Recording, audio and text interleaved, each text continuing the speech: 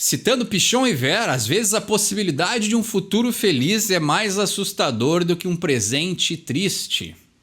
Você pede uma música nos comentários e eu não só traduzo as letras e gírias, como interpreto a intenção subjetiva do artista.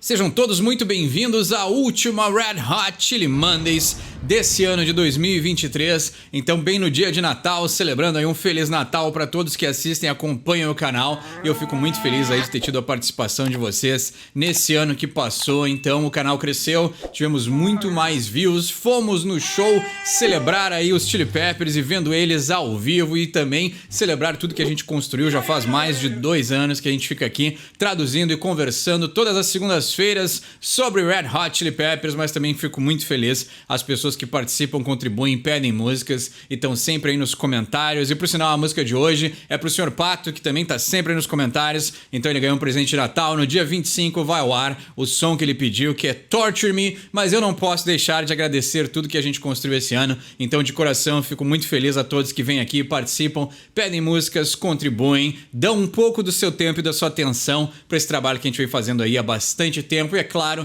que é falar de música, que é uma das minhas coisas favoritas nesse mundo, com uma pitadinha de psicologia também, pra gente poder entender o que passa na cabeça desses artistas que a gente tanto gosta. Eu sei que parece um clichê, mas todos os bons compositores sabem usar os clichês a seu favor, mas eu preciso sim usar esse grande clássico clichê, que é desejar pra vocês um próspero ano novo, um Feliz Natal, e agradeço de coração aí o ano que a gente teve. 2023 não foi um ano fácil pra mim, eu tenho certeza que não foi um ano fácil pra quem assiste, mas eu realmente espero de coração, eu falei, parece um clichê, mas não é. Desejo do fundo do coração um próspero ano novo, um excelente Natal para vocês e tudo de bom e do melhor nesse ano que tá por vir. Sorry for Me English vai tirar umas férias, mas antes disso a gente vai traduzir aí a música que o Sr. Pato pediu, que é Torture Me. Então, coincidente, né? A gente desejando coisas boas para as pessoas que assistem e a gente vai traduzir uma música que fala sobre tortura, né? Esse aí é a dualidade do Anthony Kiedis, é a dualidade que a gente acabou pegando nesse canal e eu espero aí que a gente consiga achar um ponto de reverência para falar, para terminar esse ano de um ponto, né? Com um ponto e com uma abordagem positiva. Mas então agradeço novamente a todos vocês e desejo para vocês um excelente 2024. A gente começa a música, né, traduzindo pelo nome, como sempre, Torture Me, me torture, diz Anthony Kiedis. Será que é uma tortura física? Será que é uma tortura com um pouquinho de prazer? Ou será que é simplesmente uma tortura psíquica, né, psicológica? Vamos traduzir, né? Então ele diz... because I'm happy to be sad, I want it all, I want it bad. It's what I know, a vintage year for pop I hear in the middle of the end is near. Então, the middle of the end is near, let's go, it's what I know. Então, né, já começa com ele dizendo algo marcante, assim, né, because I'm happy to be sad, porque eu tenho a felicidade de estar triste, né, então isso é uma pessoa que já se encontra aí no meio de um movimento de um ciclo, né, que ainda não se quebrou. Então, citando aí algo que eu aprendi esse ano, né, para não dizer que minha faculdade não serve para nada, né, Pichon e Ver. Às vezes as pessoas têm tanto medo do futuro, por melhor que ele possa ser, que elas ficam numa situação ruim, porque elas não conseguem ir ao desconhecido, né? Então aí, a possibilidade de ter um futuro bom é mais assustador do que ficar num presente ruim. Então isso aqui tem muito a ver com ser feliz em ser triste, né? Então pode ter a ver aí uma pista pra gente conseguir traduzir o que será que o Anthony quis dizer com isso. I want it all, I want it bad. Então, eu quero tudo, né? Então, Queen, I want it all também, clássica música.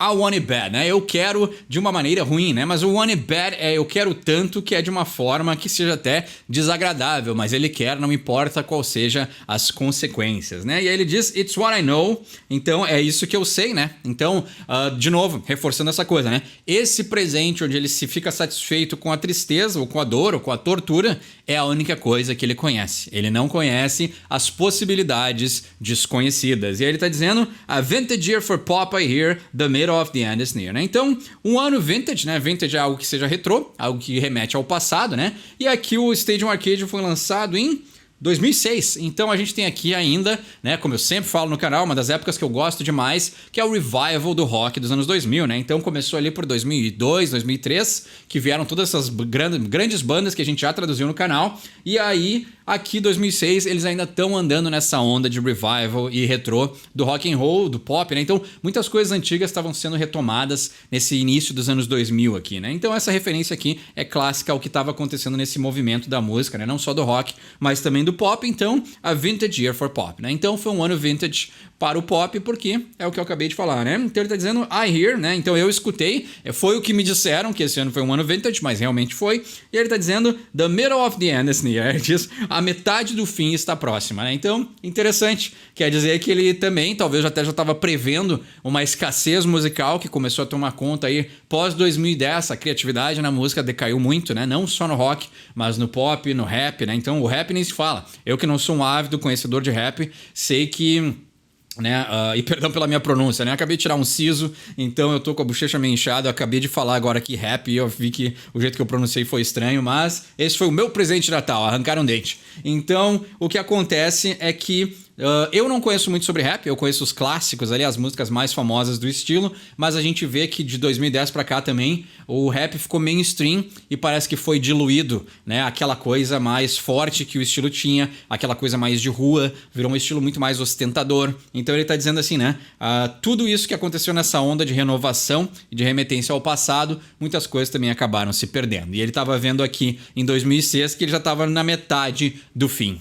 Let's go, it's what I know, né? Então vamos lá, é o que eu conheço, né? Então ele repete, é o que eu conheço, porque essa é a única vida que ele vive, essa é a única realidade que ele tá experienciando, que é a que ele tá vivendo naquele momento em que ele escreveu esse som, né? Claro que a gente pode destacar também que esse som é uma pedrada, né? Então, quebradeira, não poderia terminar o ano com uma música lenta, tinha que terminar o ano com uma quebradeira, e foi isso também que me chamou a atenção na hora que o Sr. Pato pediu essa música, porque ela tem um embalo e uma levada fantásticos, né? E aí entra esse refrão calminho, né? Que é muito bom também, uma melodia muito boa, que por sinal, né? A gente pode até destacar Anthony Kiedis no show de Porto Alegre estava cantando demais. Eu sei que eu já falei em vários vídeos que a gente fez que ele como vocalista, né, não é dos melhores. Eu acho que ele viu, escutou algum vídeo ou pressentiu psiquicamente, porque em Porto Alegre ele disse assim, deve ter um idiota aqui nessa plateia que falou que eu canto mal. Teve uma hora que ele começou a dar uns gritos totalmente afinado, num tom que não é o tom comum dele, lá em cima, uma gritaria, tudo perfeitinho no tom, olha... Me abri. É impressionante a qualidade do Anthony como cantor naquele show de Porto Alegre. Muito bom. Então ele entra no refrão e ele diz torture me, forcing me, so torture me, please. Né? Então, oh my lord. Né? Então, uma ideia divina, uma ideia de um destino, talvez. Né? Uma ideia de alguma coisa fora do controle. Também um sinal de trauma, né? Mas ele está dizendo torture me and torture me. Então, me torture, né? Torture-me e me torture. Forcing me, então me forçando e me torturando. And so torture me, então me tortura, né? Me força e então me tortura. Please, né? Por favor. Então, ele quer viver essa dor. E às vezes, né? Como a gente já falou várias vezes no canal também, é até bom a gente relembrar isso nesse vídeo. Às vezes a pessoa tá numa situação de dor que ela não consegue enxergar o futuro, ou a possibilidade de um futuro melhor, que ela começa, parece que vira a chave. Parece que tipo assim, minha vida tá uma desgraça, então vamos piorar. Então agora piora, me tortura. Me tortura porque é o que eu quero, é o que eu mereço. Então a gente vê que existe uma disfunção e uma virada de chave tão grande que a pessoa acaba pegando isso pra si, assim, vira uma... Foi recente até um vídeo que a gente falou sobre isso, né? Vira um ponto de orgulho, assim. Não, eu sou o torturado, então eu mereço ser torturado. Parece uma coisa assim, de tanta é a distorção cognitiva, né? E até psíquica da pessoa. E aí ele diz, torture me with sorcery, forcing me, so torture me, please. Né? Então, me torture com magia, né? Sorcery é algo que seja um encantamento, uma magia, né? Um feitiço. Então tem várias coisas aí místicas, né? Então essa ideia de invocar Deus, essa ideia de invocar um feitiço, né? Ou seja, algo que ele não tem controle, né? Então geralmente quando a pessoa se sente numa situação, talvez não seja nessa música, né? Mas a gente já traduziu tanto Anthony que pode se aplicar também, que às vezes quando a pessoa está nessa situação tão vulnerável, ela acaba achando que existe uma força maior que ela agindo na vida, que ela até fica sem controle, né? Então isso é uma grande coisa que acontece, assim, às vezes a pessoa está sofrendo tanto que ela acha que ela não tem controle sobre o próprio sofrimento e acaba botando, né, a culpa nessas coisas mais místicas que tomam conta da sua vida, assim, né? Não, tá acontecendo porque, né, o clássico, né, quando as pessoas põem em Deus, né? Não aconteceu porque Deus não quis, né? E às vezes, né, Deus está ocupado com coisas mais universais do que pensar por que tu não conseguiu o teu trabalho, ou o teu amor, ou o teu relacionamento, ou o que seja, né? Mas às vezes as pessoas acabam culpando o divino por coisas que às vezes são delas mesmas, né?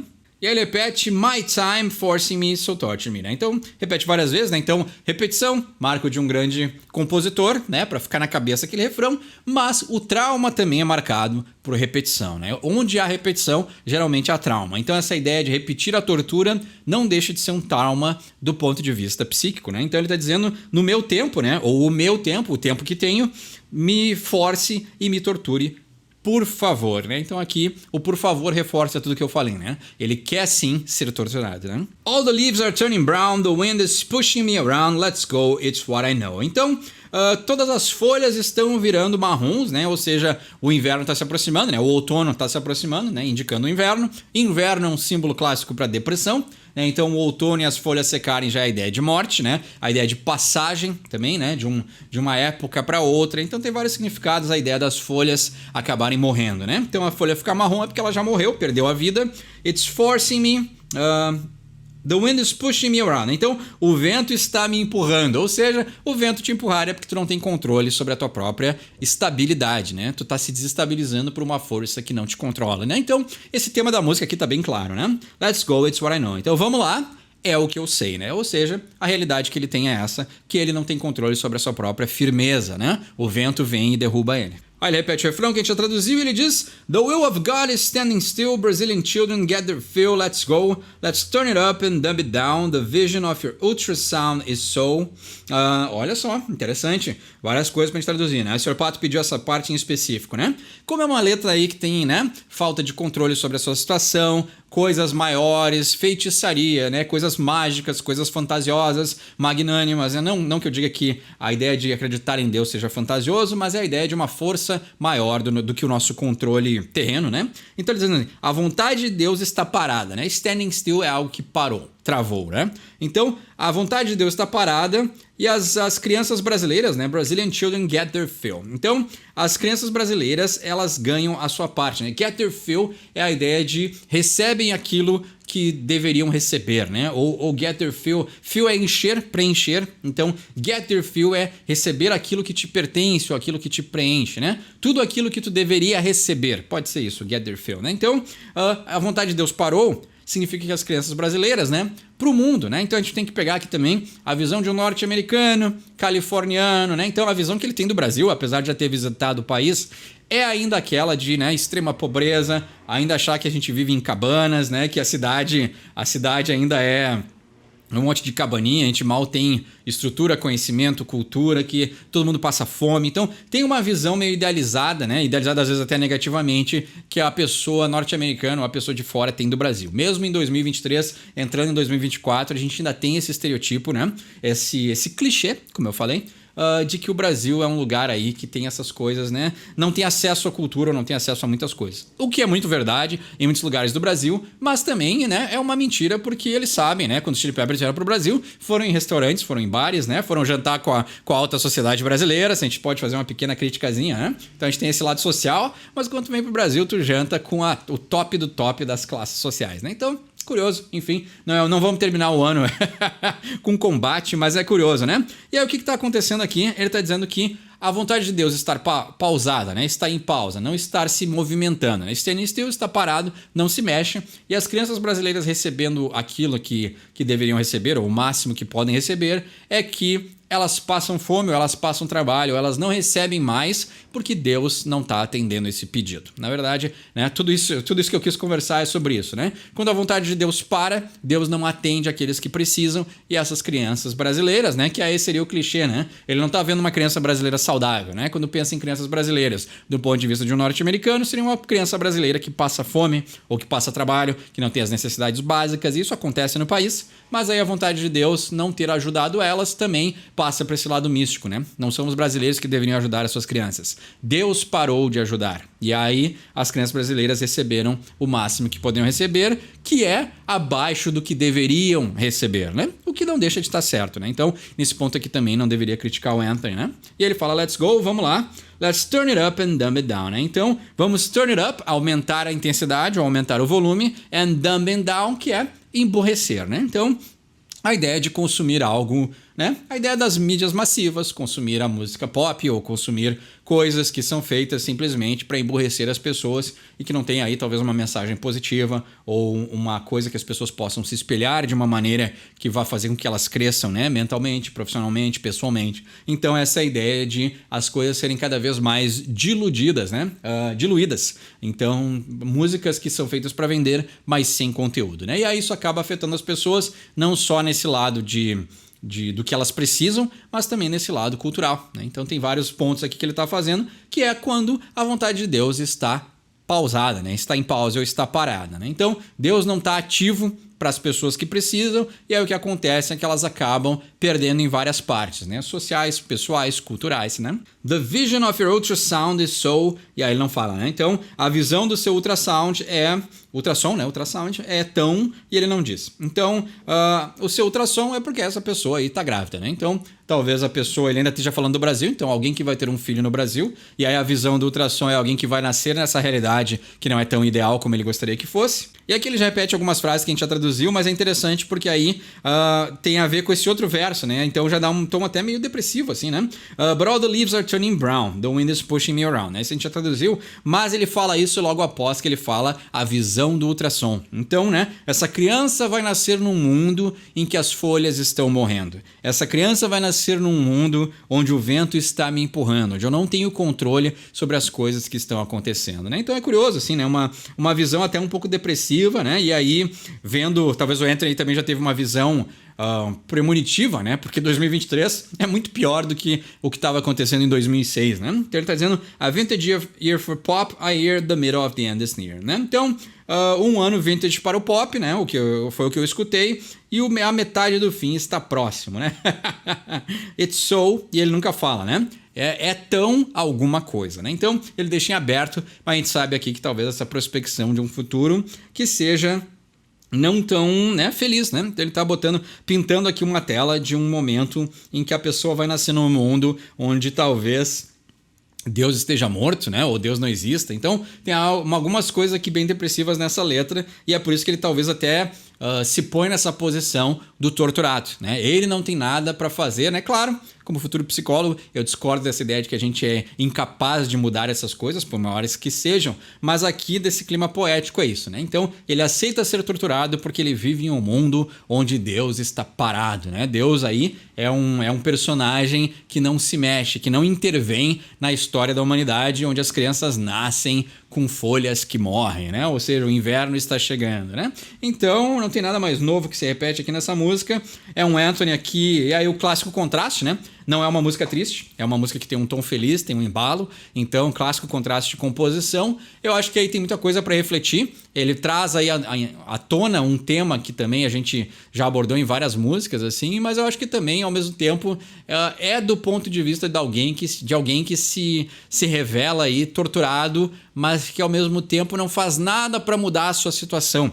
Eu acho que assim, esse é o grande ponto dessa música também. Ele se vê como alguém, né? Como ele fala em magia, como ele fala tanto em vontade de Deus, como ele fala, né, nesses clichês que a gente exporta como o Brasil. Não adianta, isso aí faz parte da nossa cultura também, exportar essa imagem que é verdadeira de um país de crianças passam necessidades. Então também, né, tem o lado dele, que como eu falei, de um norte-americano que também enxerga o Brasil por um filtro meio distorcido, mas também tem o nosso lado que exporta essas distorções e exporta também muita realidade, né? Então isso não é só distorção, isso também é a realidade de ter crianças que passam necessidades. Mas ao mesmo tempo ele se vê e se põe numa posição, e talvez a lição para terminar esse vídeo de uma forma positiva é isso. Não importa o que aconteça, tu tem controle sobre a tua situação. O momento que tu aceita ser torturado é porque tu acha que não tem situação, não tem solução para a situação que tu te encontra, mas na verdade tem muito mais, né? Isso a gente vê que se permeia durante a vida inteira do Anthony e as suas letras, né? Então ele acha que tem algo dentro dele que é incorrigível, mas assim como ele me escutou quando estava lá no estádio, que a voz dele podia ser melhor e ele me provou que ele pode cantar, eu acho que ele também pode provar que ele consegue, né? Ele é um cara que tem tanta atividade, ele é um cara que vai atrás, tenta resolver as coisas, ele é um cara que não tem medo de enfrentar os seus problemas, mas parece que na hora de enfrentar os seus traumas, ele apela pra poesia, né? Então, eu sou o torturado, eu não consigo resolver minha situação, o mundo é assim, Deus não ajuda. Então, tem aqui alguns indícios de que o Anthony podia ser mais forte quando o assunto é a sua própria vida e a sua própria cura. Então, né? Não sei se é um tom positivo, mas eu acho que, né, essa atividade, esse partir para a ação é muito melhor do que se pôr na posição de torturado. Então essa foi Torture Me, do Red Hot Chili Peppers. Tentem entender melhor desse som, quer pedir um som pro próximo episódio, deixem embaixo nos comentários. Desejo um Feliz Natal e um Feliz Ano Novo para todos que assistem esse vídeo e a gente se vê no ano que vem. E como sempre, quem sabe inglês tira suas próprias conclusões.